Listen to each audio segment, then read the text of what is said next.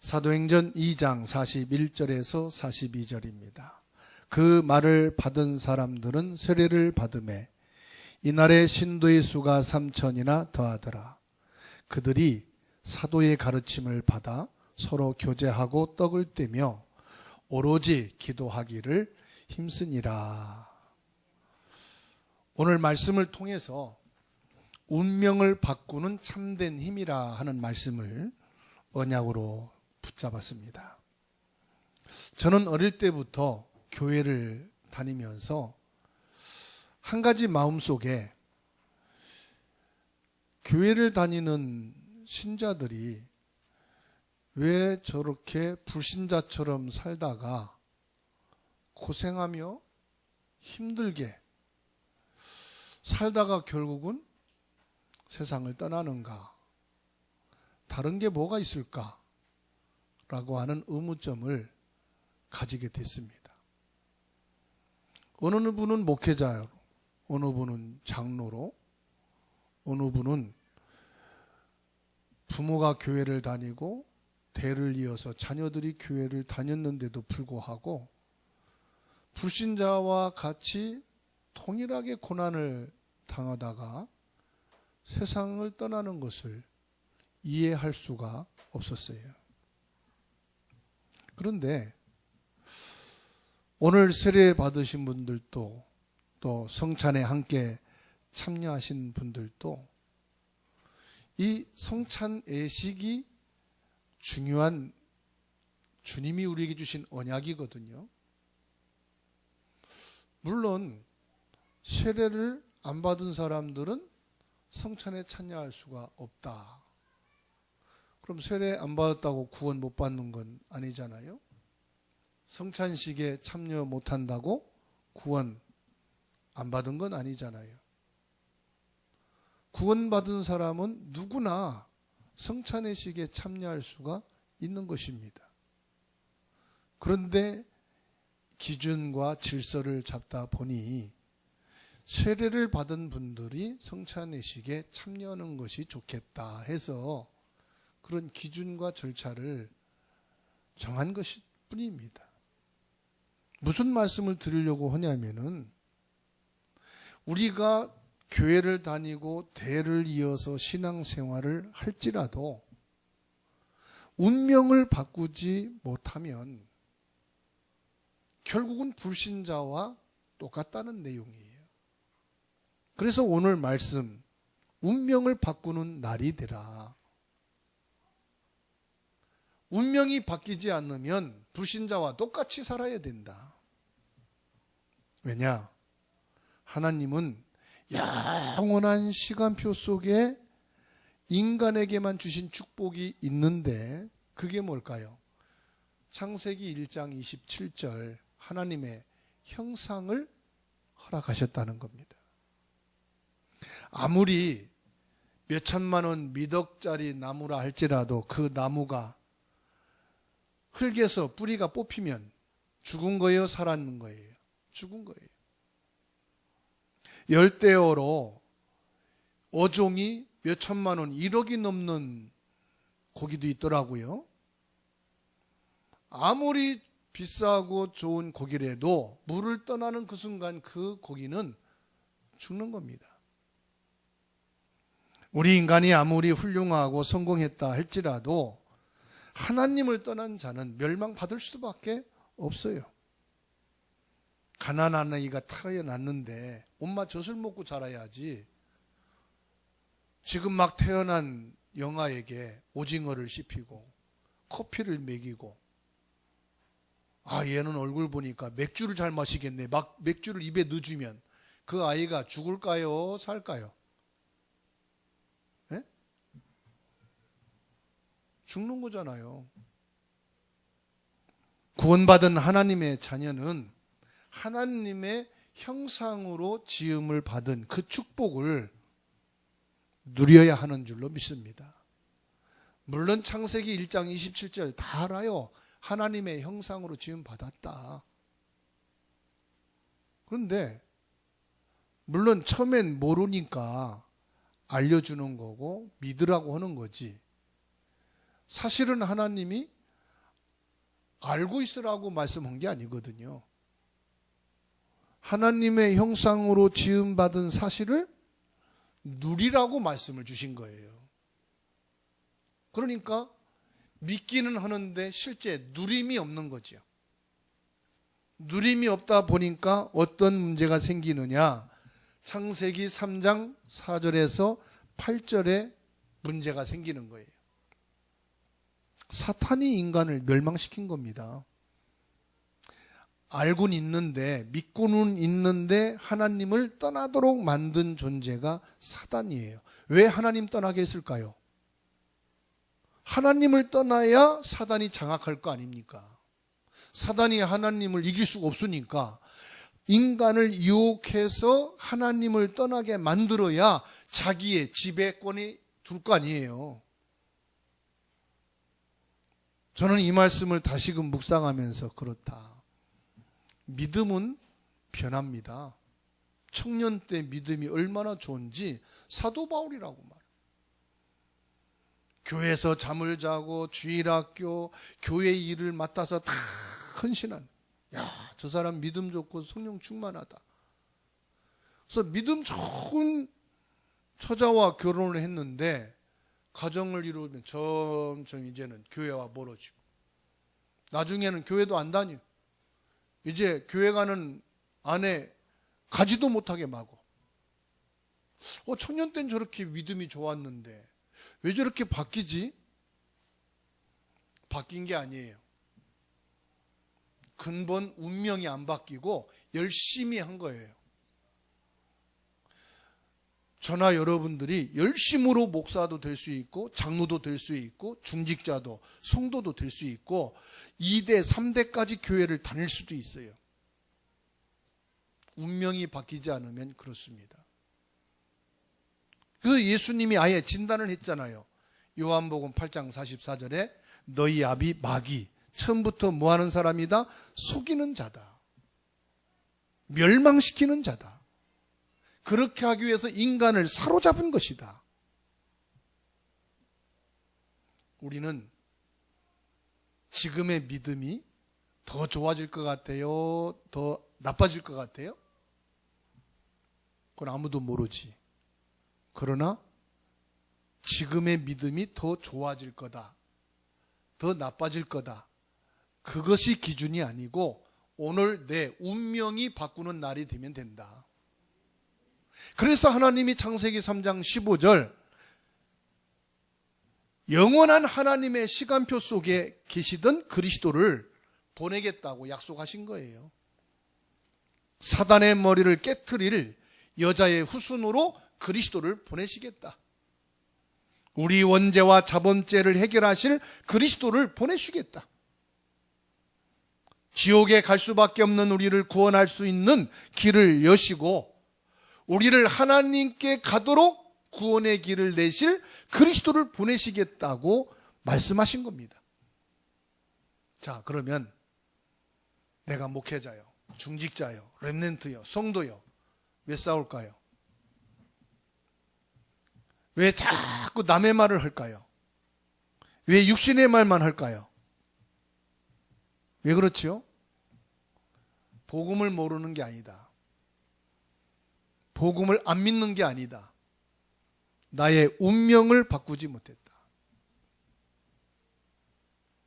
그래서 오늘 운명을 바꾸는 날이 되십시다.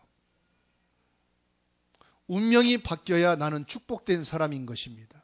보호자의 축복을 가진 자입니다. 성삼위 하나님의 축복이 있는 사람입니다. 그래서 사람들은 자꾸 말합니다. 훌륭한 성도가 되십시오. 실력 있는 자가 되십시오라고 말합니다. 성경은 말씀합니다. 훌륭한 성도가 되기 전에 운명을 바뀌어야 된다. 실력 있는 성도가 되기 전에 운명이 바뀌어야 된다. 그리스도로 끝내야 된다는 말씀입니다. 그래서 예수님이 감난산에 부르시고 말씀했습니다. 너희는 이제 멸망할 자가 아니다. 너희는 더 이상 싸우고 갈등할 자가 아니다. 너희의 운명은 바뀌었다. 하나님의 나라로 오직 성령으로 너희는 충만할 사람이다. 그러면 예루살렘과 유대와 사마리아와 땅끝까지 이르러 너희는 살리는 증인, 축복을 주는 증인, 축복을 누리는 증인이 될 것이다. 그래서 오늘 그리스도의 언약을 붙잡고 운명을 바꿉시다. 두 번째로 무능을 바꾸는 날입니다. 사도행전 1장 8절에 예수님께서 말씀합니다. 오직 성령이 너희에게 임하시면 너희가 권능을 받는다 그랬습니다. 내가 어떻게 회사를 살립니까? 나도 살리기 힘든데. 내가 어떻게 가정과 가문을 변화시킵니까? 나도 변화 안 되는데. 내가 어떻게 학교와 교회와 237 나라를 바꾸고 살릴 수 있겠습니까? 절대 불가능합니다. 나는 능력이 없어서 아무것도 할 수 없습니다. 그런데 이거로 끝나면은 큰일 나요. OECD 가입 국가 중에서 세계에서 자살률 1위 한국. 2배나 더 많다고 그래요.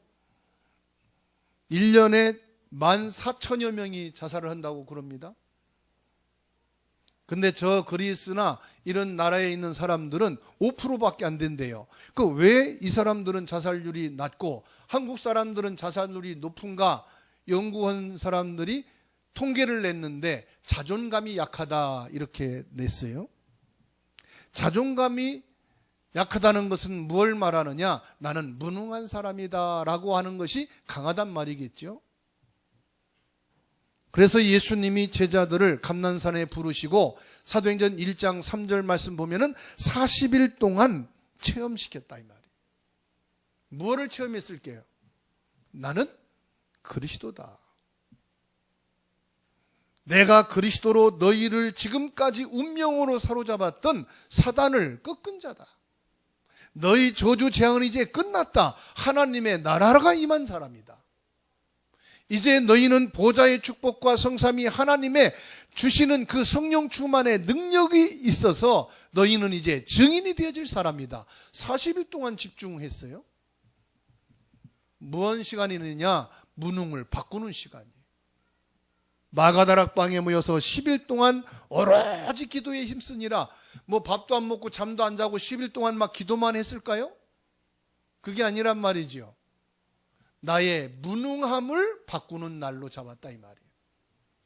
사도 바울은 24시간 자기의 무능을 바꾸는 집중의 시간을 가졌는데 시대와 후대를 살리는 역사가 일어났어요. 우리에게 40일 집중하라고 하면은 다 죽어요. 일주일 하라고 해도 못해요. 3일만 해도 돼요.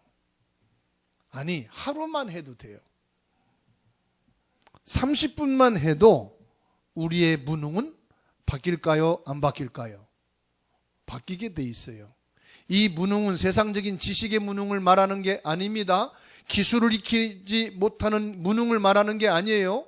언어적인 것을 못한 무능을 말하는 게 아닙니다. 영적인 무능을 말하는 거예요. 다시 말하면 어떻게 우리가 무능함을 바꿀 수 있느냐? 오늘 본문 말씀에 나와 있어요. 첫 번째로 사도의 가르침을 받아 그랬습니다. 사도의 가르침을 받는단 말은 설교를 잘 들으란 말이 아닙니다. 하나님의 말씀으로 가르침을 받으라 이 말이에요. 그래서 목사님과의 관계와 지금 어려움이 있을지라도 그걸 띄어서 하나님 말씀으로 가르침을 받는 자가 되라. 복음의 흐름을 놓치지 말라 이 말이죠. 말씀의 흐름 속에 있어야 된다 이 말입니다. 히브리서 4장 12절에 뭐라고 말씀이 있어요? 하나님의 말씀의 가르침을 받는 자에게는 말씀의 능력이 있는데 우리의 영과 육과 모든 것을 치유하는 힘이 있다 말씀했습니다. 두 번째로는 서로 교제하며 그랬습니다. 교제한단 말은 중요한 말입니다. 성도가 귀하게 보인다 이 말이에요. 어떤 사람은 성도를 이상하게 보는 사람도 있어요. 아, 저 사람은 교회에 와서 돈 빌리고 사기치는 사람이야. 저 사람은 장사해 먹으려고 하는 사람이야. 이렇게 말하는 사람들이 있습니다. 그런데 진짜 내가 구원받고 하나님의 능력을 누리는 사람들은 성도가 귀하게 보이죠. 서로 교제한단 말은 서로를 귀하게 여긴다 이 말이에요. 왜냐? 그리스도께서 저 사람을 위해서 십자가에 못 박혀 죽으셨지. 나를 위해서 십자가에 못 박혀 죽으셨지. 그리스도 안에서 참 귀하게 보인다 이 말입니다. 세 번째로 떡을 떼며 그랬습니다. 떡을 뗐다는 말은 무슨 말이냐? 오늘 성찬식을 했잖아요.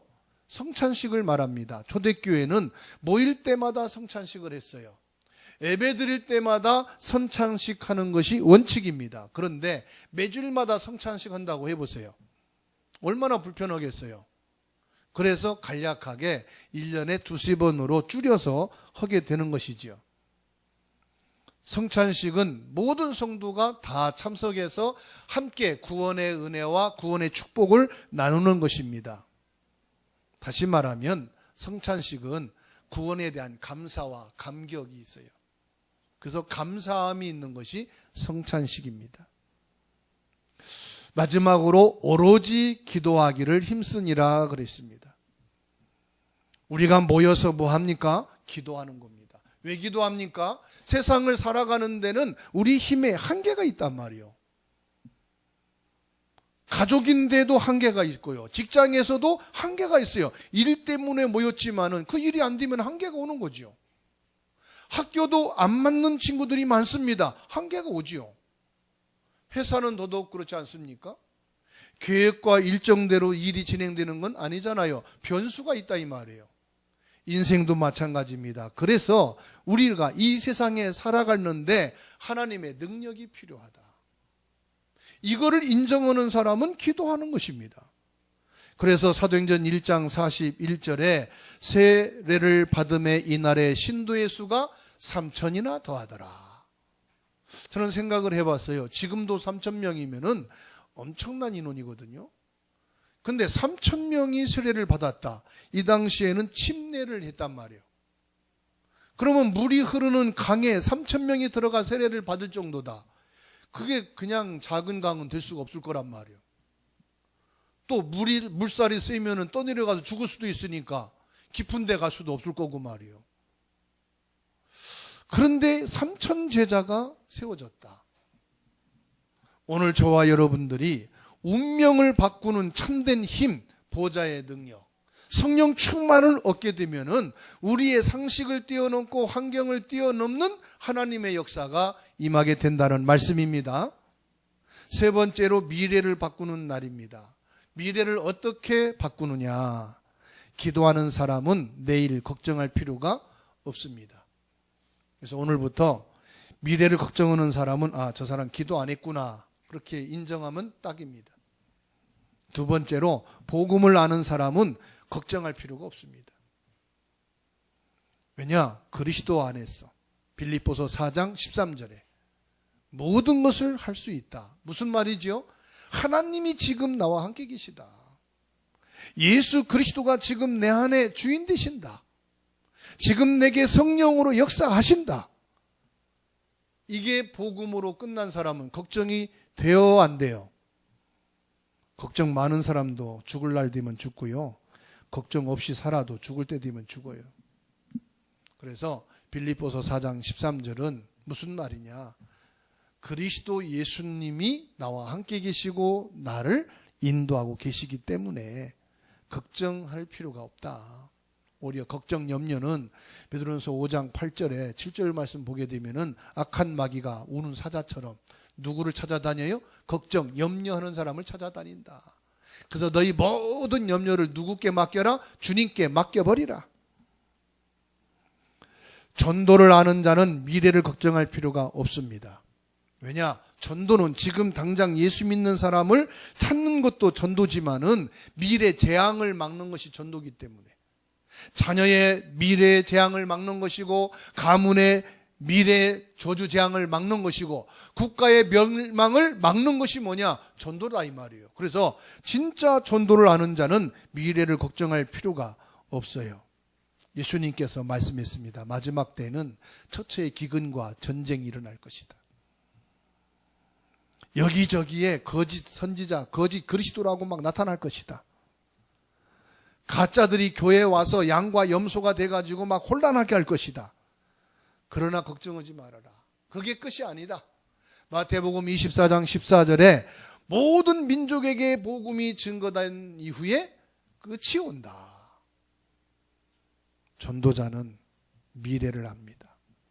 그래서 사도행전 1장 8절에 오직 성령이 너희에게 임하시면 말씀한 겁니다. 저와 여러분들이 이 성령 안에 있으면, 참된 힘, 성령 충만 속에 있으면 미래를 바꾸는 자가 되는 줄로 믿으시기 바랍니다. 결론입니다. 오늘이 운명을 바꾸는 그날이 되어야겠습니다. 받아합시다. 그리스도를 믿음으로 오늘 내 운명을 바꾸는 날이다. 또 받아합니다. 그리스도로 내 무능을 바꾸는 날이다. 또 받아합시다. 그리스도로 나의 미래를 바꾸는 날이다. 우리 주사랑교회가 여러분 가정이, 직장이, 학업이, 산업이 그리스도 안에 있습니까? 밖에 있습니까? 그리스도 안에 있다면 하나님이 지키실 것입니다. 하나님이 인도하실 것입니다. 하나님이 우리의 가정을, 후대를, 직장을, 산업을 책임지시는 줄 믿으시면 됩니다. 하나님의 능한 손에 여러분이 있음을 믿으시고 그 약속을 붙잡고 누리는 한 주간 되기를 주의 이름으로 축원합니다.